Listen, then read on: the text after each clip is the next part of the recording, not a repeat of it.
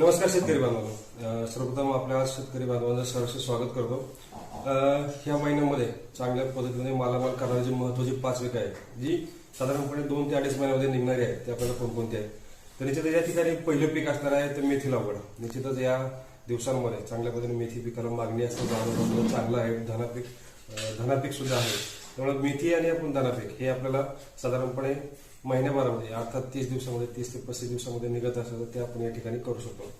दुसरं पीक असेल तर 2.5 महिन्यामध्ये निघणार असेल तर निश्चित या ठिकाणी असेल बीट लागवड. ते बीट लागवड सुद्धा चांगलं आहे.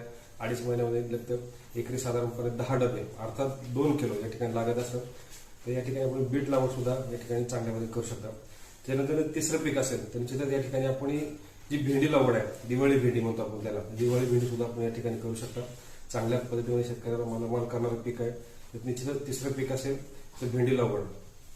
चौथं पीक या ठिकाणी करणार असाल तर आता पावसामुळे बऱ्याचशा पिकांमध्ये किंवा वातावरणामध्ये कांदा पिकाचं नुकसान झालं तर कांदा पिकाला पर्याय म्हणून या ठिकाणी तुम्ही कोबी लागवड करू शकता.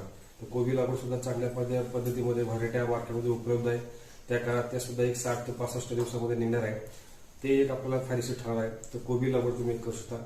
आणि 5वं महत्वाचं पीक असेल तर जेणेकरून चांगल्या पद्धतीने मालामाल असेल ते सुद्धा आहे फ्लावर लागवड. अर्थात ते पण 60 ते 65 दिवसामध्ये निघणार आहे. फक्त आपल्या या ठिकाणी येणाऱ्या वातावरणातील जे बदल असेल, दव धुके असेल ते आपल्याला सांभाळायचे. ते एक आपल्याला फायदेशीर आहे. फ्लावर लागवड करा. आणि महत्वाचं शेवटचं पीक एक सांगू शकतो ते आपल्याला काकडी लागवड. कारण ह्या येणाऱ्या ऑक्टोबर नोव्हेंबर महिन्यामध्ये काकडी लागवडचे चांगल्या पद्धतीने पैसे झालेले दिसत आहेत. ते काकडी लागवड करताना या वेळेला शक्यतो सफेद वळाची लागवड करा. सफेदमध्ये तुम्हाला नेत्राची आकांक्षा असेल, शायनी आहे, युनायटेड एनटीची शिवलिका आहे, भरपूर व्हरायटी आहे मार्केटमध्ये, त्या करा. ते निश्चितच आपल्याला चांगल्या पद्धतीने फायदा करणार आहे.